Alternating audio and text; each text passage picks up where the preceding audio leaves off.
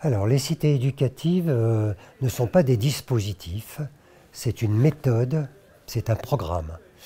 Les dispositifs ont été construits il y a déjà 40 ans pour compenser les inégalités territoriales, là où le droit commun était insuffisant pour les compenser.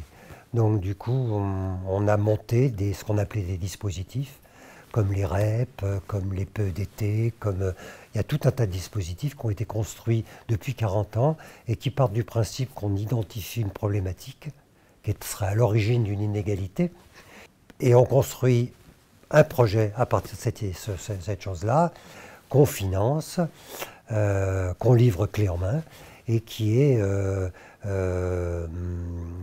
évalué.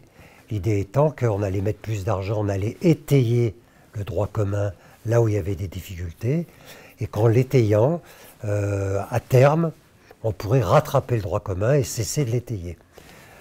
Évidemment, on n'a pas rattrapé le droit commun, on a continué à étayer. C'est très important, parce que si on ne l'avait pas fait, donc en gros, depuis 40 ans, on fait les pompiers. C'est-à-dire, on étaye et on essaye de ne pas se laisser emmener par le mouvement, qui est un mouvement d'inégalité. La cité éducative, c'est de dire, pendant qu'on fait ce travail, qui est un travail conjoncturel, il faut prendre un peu de recul et préparer le structurel, c'est-à-dire avoir une vision pour demain. La cité éducative, elle vient là où il y a déjà beaucoup de choses qui se font. Et qu'est-ce qu'elle fait? Elle cherche à construire, à faire un effet système, à construire un écosystème. C'est-à-dire que c'est une méthode, c'est de faire en sorte que ces gens se rencontrent et qu'ils fassent ce qu'ils ont à faire ensemble pour commencer à travailler sur quelque chose qui est structurant. Donc la cité éducative, c'est une politique structurante sur un territoire. Voilà, le réseau français des villes éducatives, comme son nom l'indique, c'est un réseau.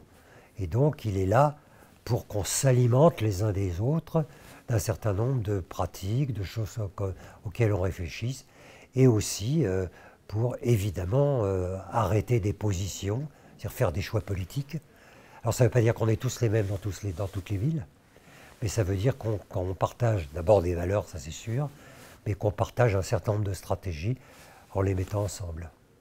Alors aujourd'hui on a eu une configuration de travail qui était assez intéressante, c'est-à-dire que moi j'ai présenté historiquement comment la cité éducative arrive, la justifier comme je viens de le faire devant vous, et ensuite on était 3 à s'occuper de cités éducatives différentes, et chacun racontant un peu comment ça se décline sur son propre territoire. Et autour de nous, il y avait un certain nombre de villes qui, elles aussi, avaient des cités éducatives et qui, finalement, mettaient dans le pot commun des expériences ou des questionnements par rapport à d'autres. Donc ça a été un travail d'alimentation mutuelle, de quel est le rapport entre le projet théorique tel qu'il est conçu, sa déclinaison sur le terrain, et les difficultés concrètes qu'on rencontre qui sont la réalité d'un terrain.